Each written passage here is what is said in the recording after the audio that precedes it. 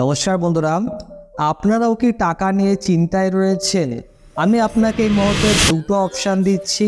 প্রথম অপশান হলো যে আপনি এই ভিডিওটা সম্পূর্ণ দেখবেন এবং আমি আপনাদেরকে আজকের এই ভিডিওতে বলবো যে কিভাবে আপনি 5,000 টাকা 50,000 টাকাতে পরিণত করবেন কোনো রকম বিনা পরিশ্রম ছাড়াই।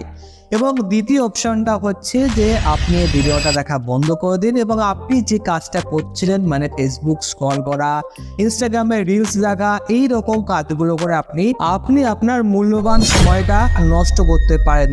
এবং আমি নিশ্চিত যে আপনি প্রথম অপশানটায় চুজ করে রয়েছেন এবং আপনি যদি প্রথম অপশানটা চুজ করে থাকেন আপনি ফাইন্যান্সিয়াল ফ্রিডমের একটা ধাপ পূরণ করতে পেরেছেন। তো দেখুন, একজন ধনী ব্যক্তি এবং একজন দরিদ্র ব্যক্তির মধ্যে শুধুমাত্র একটাই পার্থক্য রয়েছে, সেটা হচ্ছে পরিশ্রম করার। আপনি ঠিকই শুনেছেন, কিন্তু বিষয়টা হচ্ছে যে এখানে শারীরিক পরিশ্রমের কথা বলছে না, আমি বলছি মেন্টালিটি অর্থাৎ মানসিক দিক দিয়ে পরিশ্রম করা। একটা ধনী ব্যক্তি কিন্তু বন্ধুরা কখনোই আপনি দেখবেন না যে শারীরিক পরিশ্রম করে অনেক বেশি ধনী হয়ে গিয়েছেন, সে কিন্তু মেন্টালি দিক দিয়ে কিন্তু অনেক বেশি মানসিক পরিশ্রম করেছেন। এবং যেইটুকু সময় মানে ফ্রি থাকে, আমরা যেই সময় ভাবি যে মনোরঞ্জন করব, সেই সময় কিন্তু যারা ধনী ব্যক্তি তারা কিন্তু অনেক ছোট বয়সেই অনেক বেশি পরিশ্রম করেছে বলে কিন্তু তারা অনেক বেশি বয়সে অনেক বেশি ধনী হতে পেরেছেন। তো আপনাকে একটা কাজই করতে হবে, আপনার যে মূল্যবান সময়টা রয়েছে সেটা কিন্তু আপনি অযথা আর চারিদিকে ব্যয় করবেন না। যারা ধনী ব্যক্তি রয়েছে তাদেরকে কিন্তু আপনি দেখে থাকবেন যে তারা সময়টা কিন্তু একদমই নষ্ট করতে চায় না। মুকেশ আম্বানি বলুন কিংবা রতন টাটা, তারা কিন্তু তাদেরকে আপনি কিন্তু খুব সহজে দেখতে পারবেন না যে এই জায়গাটায় তারা নোটিস হয়ে গিয়েছে। তারা কিন্তু বিজনেস ফিল্ডে থাকে এবং বিজনেস ফিল্ডে কিন্তু তারা নানা রকমের ডিল করে থাকে।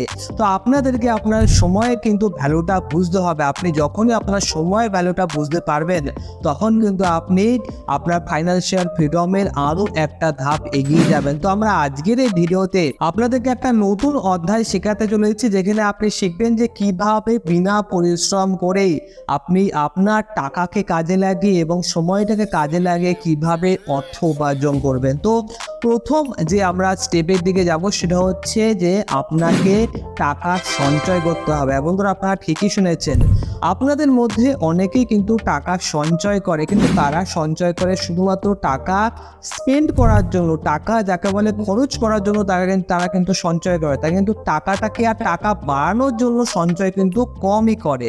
এবং আপনারা যে সঞ্চয়ের পদ্ধতিটা নেন সেটাও কিন্তু খুব বেশি একটা ভালো না। কেন ভালো না সেটার বিষয়ে আমরা সম্পূর্ণ বিস্তারিত তথ্য দেবো। তবে তার আগে আপনাদেরকে অল্প অল্প করে হলেও টাকা আমরা সঞ্চয় করা শিখবো এবং টাকা আমরা সঞ্চয় করব টাকা ব্যয় করার জন্য না, আমরা টাকা এখানে সঞ্চয় করব টাকা যাতে আরও উপার্জন হয় সেই জন্য। কারণ কি বন্ধুরা, আমরা সকলে কিন্তু টাকা সঞ্চয় করি।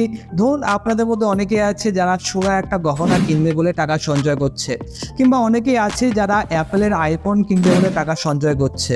আপনারা যদি এইরকমভাবে আননেসেসারি যে খরচাগুলো হয়ে থাকে সেই খরচাগুলো যদি আপনি না করেন তাহলে কিন্তু আপনি টাকা সঞ্চয় করতে পারেন। এখানে অনেকেই বলবে যে দাদা আমার তো 10,000 টাকা প্রতি মাসে ইনকাম হচ্ছে, তো আমি এখান থেকে কিভাবে সঞ্চয় করব?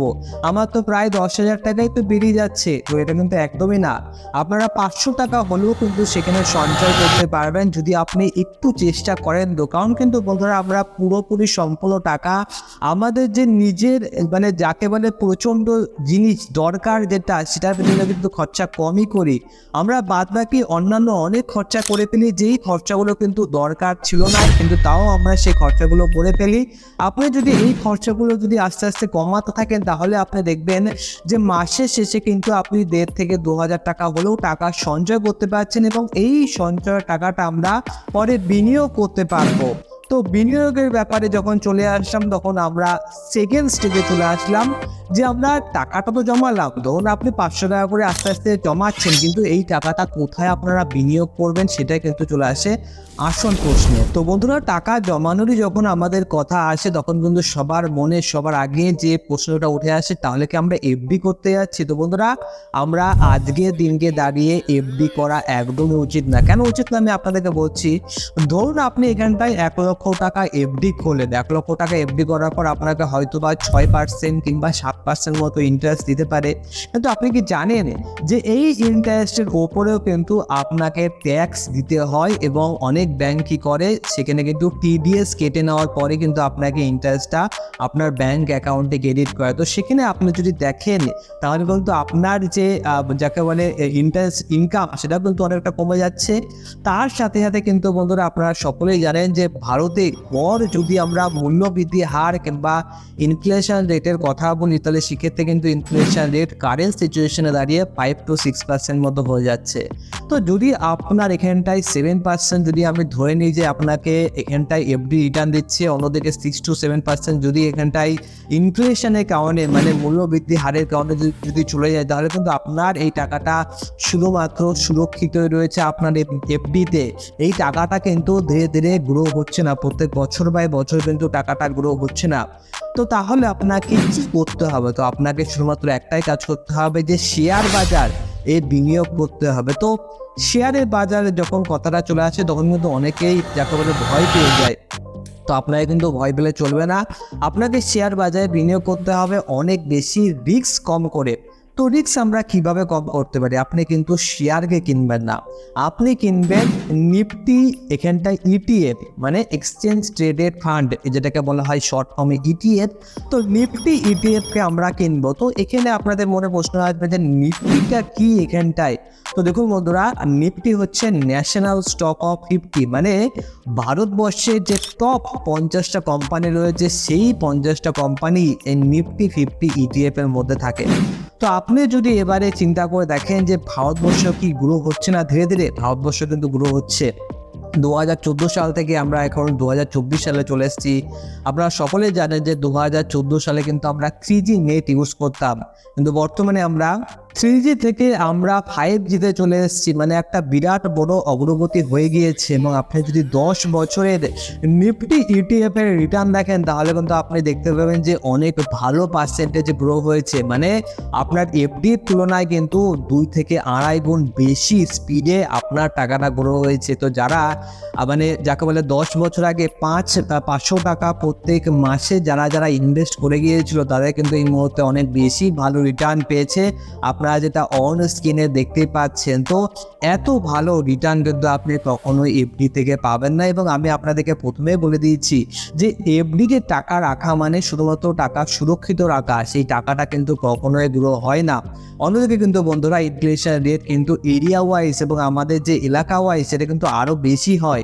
ন্যাশনাল যে ইনফ্লেশন রেট তার থেকে কিন্তু অনেক বেশি হয়। তো সেক্ষেত্রে দেখতে গেলে কিন্তু আপনার টাকাটা দিনের পর দিন আস্তে আস্তে কমছে, কিন্তু বাড়ছে একদমই না। তো আপনাকে নিফটি 50 ইটিএফে, যেখানে নিপন ইটিএফ হয়ে গেল ন্যাশনাল স্টক অফ 50 মানে নিফটি 50 ইটিএফে কিন্তু আপনারা টাকা নিবেশ করতে পারেন।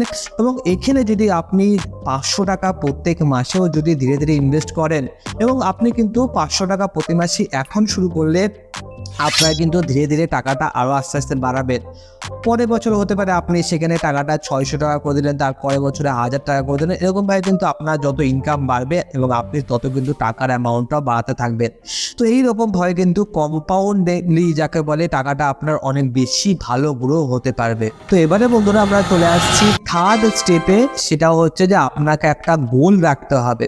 তো এখানে গোল বা লক্ষ্যের কথা আমি কি বোঝাতে যাচ্ছি? তো ধরুন আপনার 5 বছর পরে একটা গোল রয়েছে যে আপনি এই টাকাটা দিয়ে একটা জিনিস কিনবেন। আমি কিন্তু এখানে স্পেন্ডের কথা আবারও বলছি, টাকা স্পেন্ড করা কিন্তু খারাপ বিষয় না। আমি যেটা বোঝাতে চাইছি যে আপনি প্রথমে টাকাটা জমাবেন। যারা ধনী ব্যক্তি রয়েছে তারা কি করে, তারা প্রথমে কিন্তু টাকাটা আস্তে আস্তে জমায়। এবং টাকাটা কোথায় জমায়? টাকাটা কিন্তু তারা শেয়ার বাজারে লাগায় এবং শেয়ার বাজার থেকে যে রিটার্নটা পায় সেই রিটার্ন থেকে কিন্তু তারা খরচাটা করে। তারা কিন্তু মানে যে রিটার্ন পেয়েছে সেই রিটার্নের টাকাটা খরচা করে, কিন্তু তারা প্রিন্সিপাল অ্যামাউন্টটা অবশ্যই রেখে দেয়।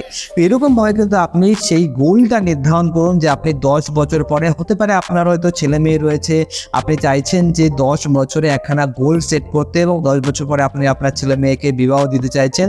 তো সেক্ষেত্রে আপনার যেহেতু লং টার্মে একটা গোল রয়েছে সেই কারণে কিন্তু আপনি ধীরে ধীরে আস্তে আস্তে যখন মান্থলি এসআইপি অর্থাৎ সিস্টেমেটিক ইনভেস্টমেন্ট প্ল্যান করতে থাকবেন তাহলে কিন্তু বন্ধুরা আপনারা ধীরে ধীরে আপনার লক্ষ্যে পৌঁছে যাবেন। এবং আপনাকে স্টক মার্কেট যথারীতির মতনভাবে অনেক ভালো রিটার্ন দেবে।